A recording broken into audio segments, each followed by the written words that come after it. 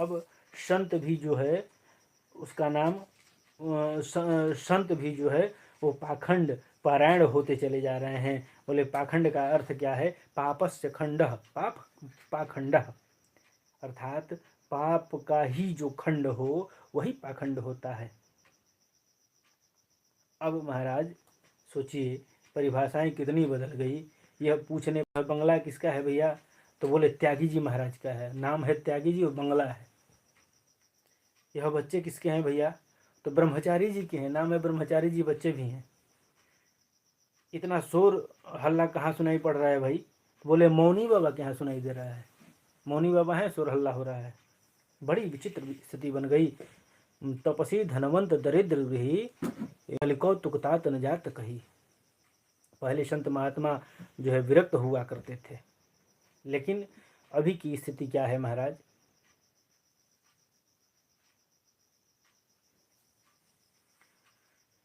अब जब उनको कहीं शांति नहीं मिली, खलबली मच गई, तब जो है मन में विचार के चलो थोड़ा गृहस्थों के घर में ही जा करके देख लिया जाए। पर गृहस्थों के यहाँ गए तो वहाँ क्या देखा भाई?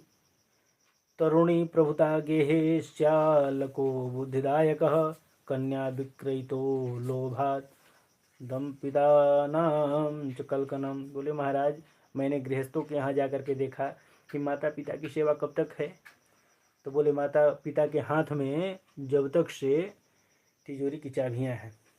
तिजोरी की चाबी जैसे हट गई, माता पिता की भक्ति जो है खत्म हो गई, माता पिता की भक्ति शून्य हो गई। तिजोरी की चाबी जैसे अपने हाथ में लग गई, फिर माता पिता बाहर हो गए और हमारा काम जो है शुरू हो गया। अब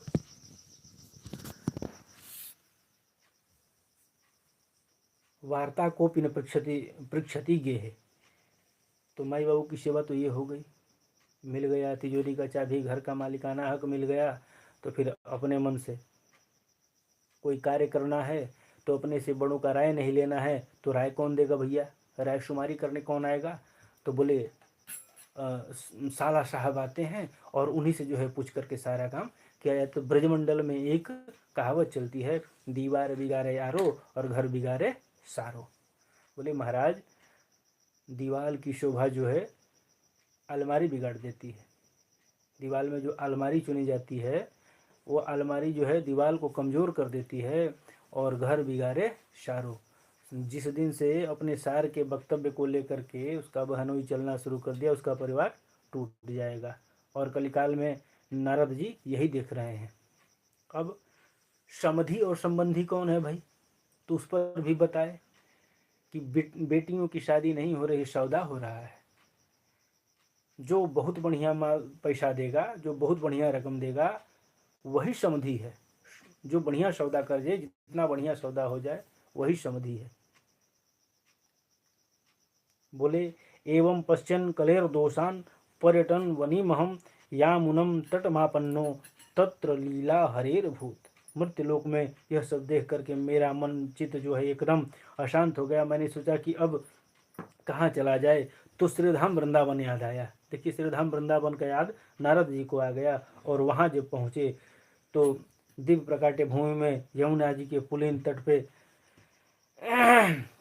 अपने चित्त को विश्राम के लिए ले करके गए। तो कह रहे हैं नारद जी कि मेरा विचार करके मैं सीधे जो है यमुना जी के तट पे पहुँच गया। बोले तत्राश्चर्य मया दृष्टम श्रूयताम तन्मुनीश्वरा एका तु तरुणी तत्र निष्णा खिन्न मानसा। वहाँ देखे क्या? मैंने देखा कि एक युवती जो है, अब यमुना जी के तट पे पहुँच गए, वृंदावन पहुँच गए, वहाँ जाके क्या देख रहे हैं? तो बता रहे हैं कि मैंने देखा कि युवती जो है खिन्न मन होकर के बैठी हुई आंखों से अश्रुपात कर रही है, आंखों से अश्रुपात कर रही है। दो बूढ़े उसके सामने जो है पड़े हुए हैं और सारी महिलाएं बैठ करके उनको ढाढ़स बधा रही हैं। अब उस समुदाय में कैसे जाए नारद जी? यह भी सोचने का विषय है कि भाई सारी महिलाएं बैठी हैं और दो वृद्ध जो हैं वो पड़े हुए हैं, बोलने की स्थिति में है नहीं। तो अच्छा भला मैं जाऊंगा और महिलाओं में कुछ बोलूंगा तो क्या पता माताओं की स्थिति ऐसी होती है कि शंकर जी का दूसरा स्वरूप क्षणे रुष्टा क्षणे तुष्टा रुष्टा तुष्टा क्षण, अभी क्षण में रोएंगी और अभी क्षण में तुरंत जो है हंस हंस के बात भी करने लगेंगी। ऐसी स्थिति महिलाओं की होती है। इसलिए नारद जी डर गए और धीरे से खिसक करके जो है वहाँ से अब जाने के लिए तत्पर हुए कि चलो अब यहाँ बोलने लायक नहीं है, यहाँ बतियाने लायक नहीं, धीरे से यहाँ से अब निकलने में भलाई है। बोले भो भो साधो क्षण तिष्ठ मत चिंता पिनाशय दर्शनम तव लोकस्य सर्वथा गहरम परम।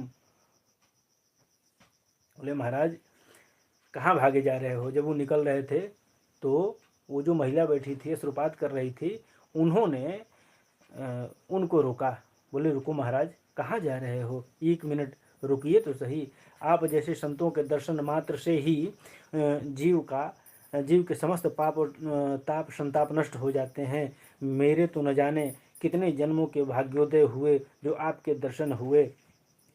अब जो है नारद जी को अब थोड़ा ये हुआ मन में कि चलो कम से कम ये हमको समझ पा रही हैं और हमको बुला रही हैं, अब इनके पास जाना चाहिए। तो नारद जी जो है उनके पास गए।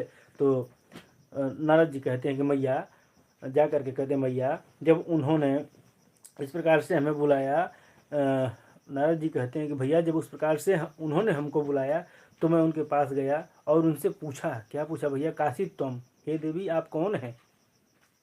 कोई भी जाएगा तो यही पूछेगा, काशी तुम आप कौन हैं? का विमऊ, यह दोनों बूढ़े कौन हैं? तुम्हारे क्या लगते हैं? और का इमा, यह जो देवियां आपको घेर करके खड़ी हैं, यह सब कौन है? अब बद देवी सविस्तारम स्वस्य दुखस्य कारणम, अपने दुख का सारा कारण आप हमसे कह डालिए। अहम भक्तिरीति ख्या। अब जब नारद जी ने ऐसा कहा तो उस महिला ने क्या कहा, बड़ी सुंदर जवाब दिया। बोले अहम भक्तिरीत ख्याता इमौ में तनयो मतौ ज्ञान वैराग्य नामानौ काल योगे न जर्जरौ। बोले महाराज अहम भक्ति रीति ख्याता, हमारी ख्याति जो है भक्ति के नाम से है। हमको लोग भक्ति के नाम से जानते हैं, हमारा नाम भक्ति है। और इमे में तनय मतौ, यह जो दोनों बुढ़े दिख रहे हैं ये हमारे तनय यानी पुत्र हैं। और बोले ज्ञान वैराग्य नाम, मानो इनका नाम ज्ञान और वैराग्य है। काल योगे न जर्जरो, कलिकाल के कारण जो है यह जर्जर हो गए हैं। वृंदावन पुण्य प्राप्य नवीनेव स्वरूपिणी। तो ये स्थिति कैसे उत्पन्न हुई महाराज? मैया आपकी ये स्थिति कैसे उत्पन्न हुई? तो भक्ति मैया ने कहा कि कलिकाल का जो प्रादुर्भाव हो गया, इनके प्रादुर्भाव से जो है लोगों में किस प्रकार की स्थिति उत्पन्न हो गई है। और मैं भी जो है वयोवृद्ध हो गई थी कलयुग के प्राणियों के किए हुए कार्यों से, क्रियाकलापों से। तो जगह जगह घूमी, लास्ट में हमको कहीं ठहर नहीं मिला तो मैं वृंदावन के इस जमुना जी के तट पे आई। तो मैं तो नौयौवना हो गई और मेरे 2 बच्चे जो थे वो हमसे भी बूढ़े हो गए। इनको लेकर के मैं यहीं प्रलाप कर रही हूँ, यहीं मैं रो रही हूँ। इदम स्थानम प्रत्यज्य विदेश गम्यते था मया। अगर हमारे बच्चे अब ठीक नहीं होंगे यहाँ पे तो अब क्या करूँगी, थक हार करके जो है यहाँ से विदेश चले जाऊँगी।